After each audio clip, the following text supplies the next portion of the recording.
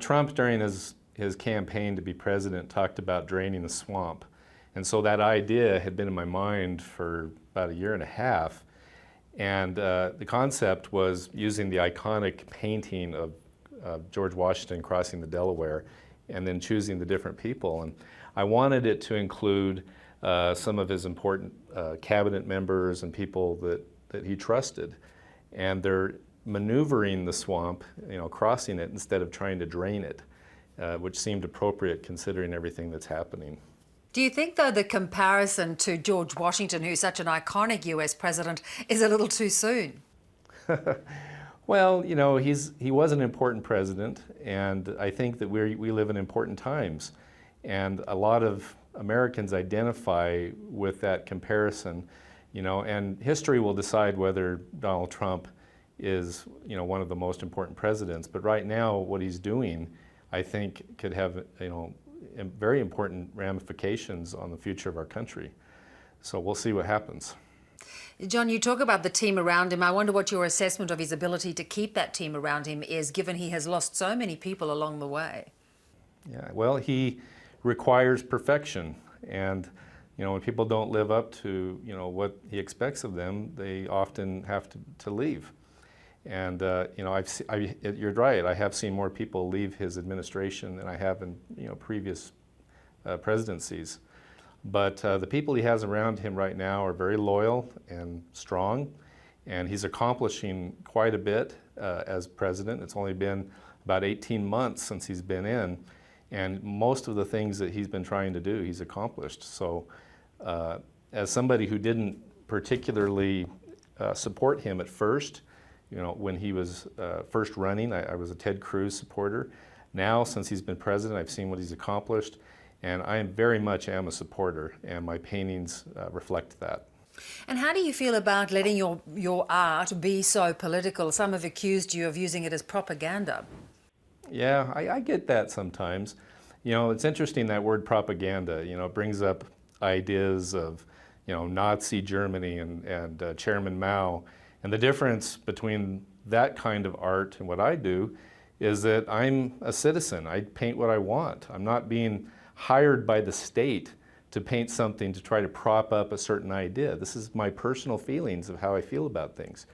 Artists throughout history have always used their art as a way to reflect and articulate how they feel about what's going on, in the culture. And this just happens to be my way of doing it. You have a piece with Robert Mueller, the special prosecutor, which is almost violent in a way. It shows Trump really looking as if he wants to get rid of him.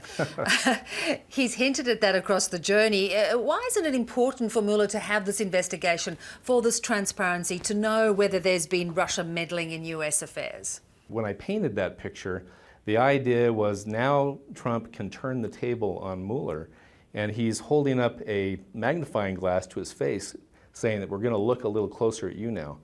And, they say it's violent. I don't think it's that violent. There's much more violent things than that.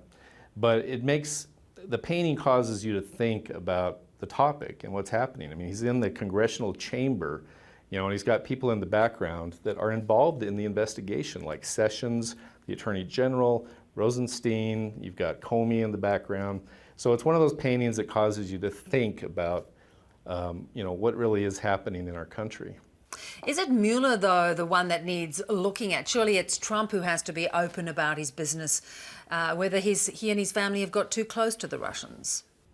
Yeah, but I mean, if you really want to look closely at the Russian connection, there's a lot more to look at with the DNC and the Hillary or the Clinton Foundation.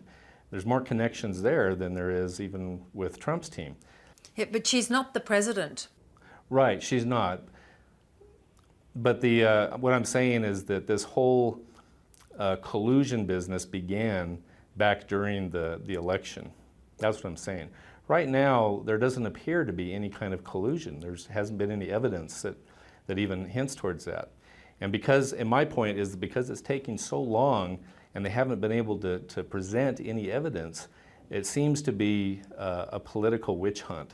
I'm very interested in your Forgotten Man series. It's a theme for you, and it's a theme that certainly rode Donald Trump to victory as president in the election. How do you think he's going at hearing those and delivering for those, more importantly? From what I've seen so far, Trump has really put a large focus on improving the economy and making things better for your average American citizen. And he's done that through the tax cuts.